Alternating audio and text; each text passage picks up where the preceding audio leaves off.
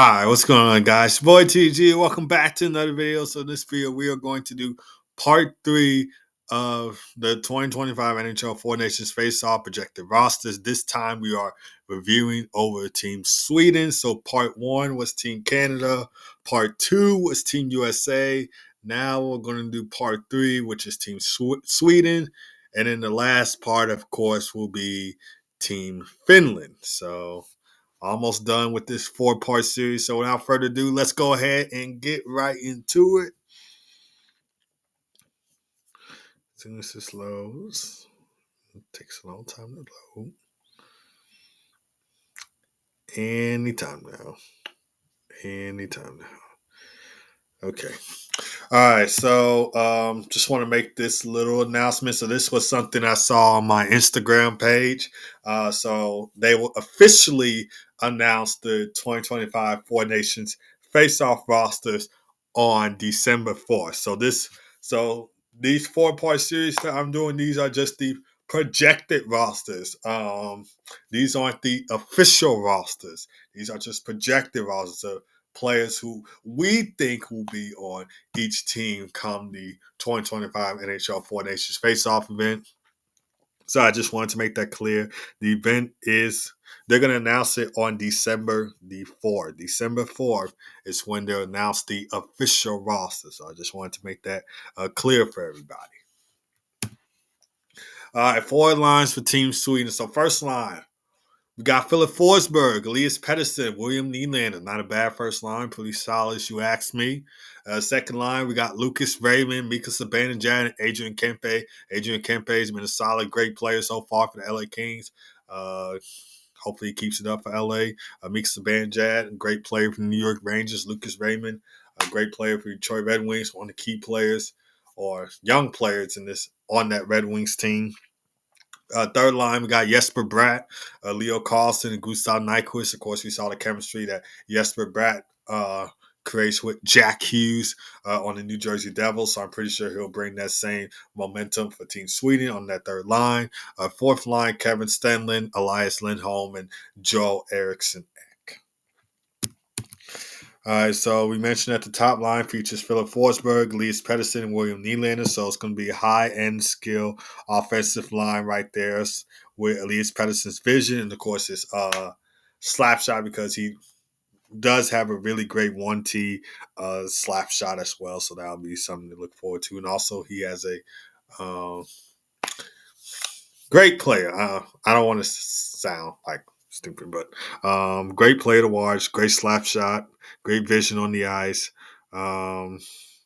Great NHL shooter in general.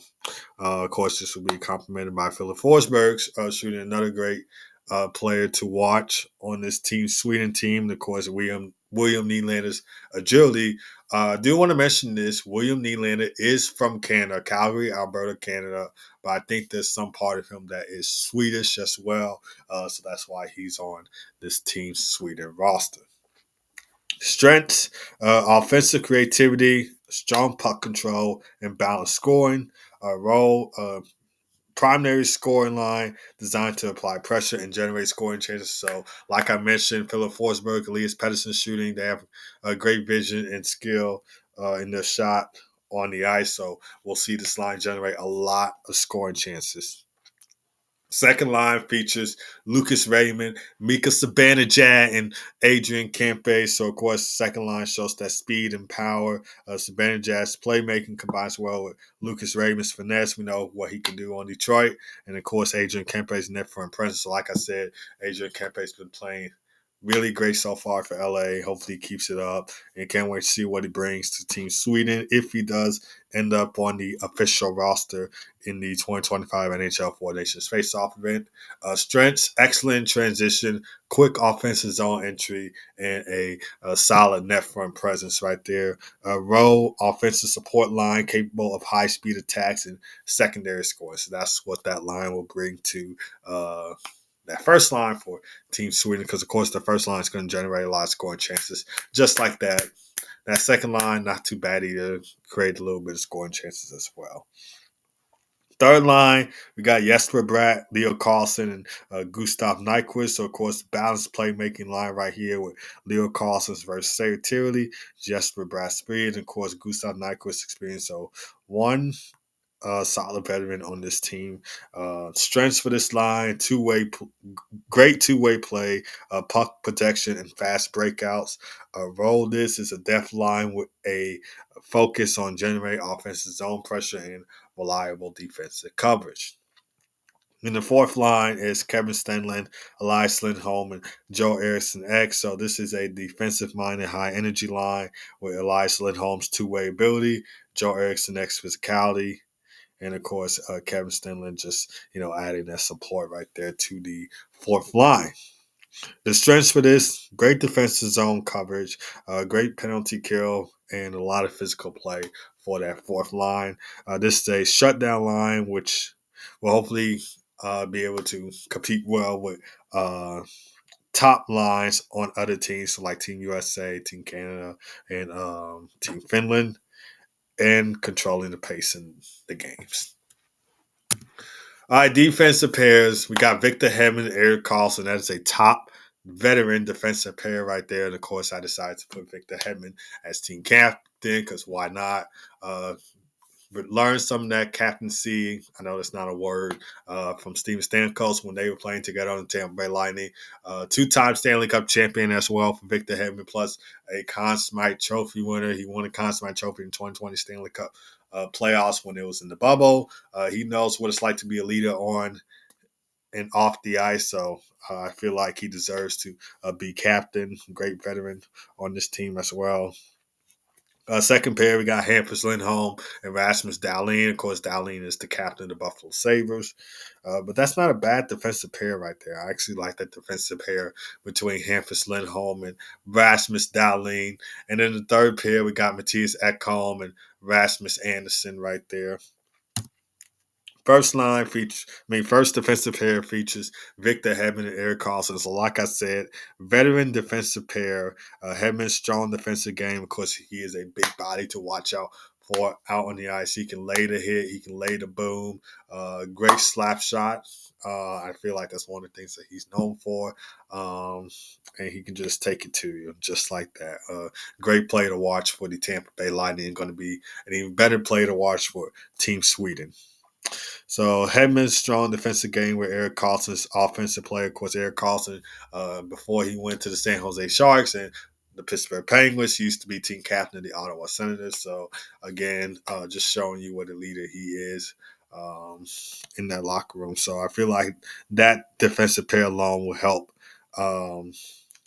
the second pair and the bottom defensive pair right there. Of course, strengths for this is physicality, offensive skill, and playmaking from that blue line. Role, leading pairing, responsible for heavy minutes and power play duty. So that defense pair is just going to go off. It's absolutely nasty right there. Second pair features Hampus Lindholm and Rasmus Dahlin. So Versailles two-way pair with Dahlin's puck moving and Lindholm's steady defense. Strengths for this: smooth skating abilities, offensive support, and defensive liability. The role for this: balanced pairing, adaptable to both offensive and defensive shifts. And the third pair features Matthias Ekholm and Rasmus Anderson. So, of course, Matthias Ekholm, a veteran, his own right. He went to the Stanley Cup final with Nashville in 2017. Unfortunately, that was a loss to the Pittsburgh Penguins. So, of course, this defensive pair brings a lot of physical play with Matthias Ekholm's defensive presence, while with Rasmus Anderson's ability to support rushes.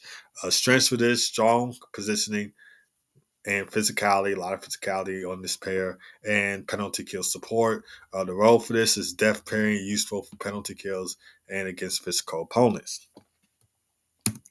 And the goalies for this, we got Philip Gustafsson starting, and we got Jacob Markstrom backing him up. Of course, Linus Olmark is now with the Ottawa Senators, so this was a tough decision. I probably should have put Olmark as the starter, considering what he did with the Boston Bruins and what he what I know he's going to do for the Ottawa Senators. But between the Wild and the Senators, the Wild are the better team. And I like what Phil Augustin is doing for the Minnesota Wild. No hate on Linus Olmark. I do like what he did.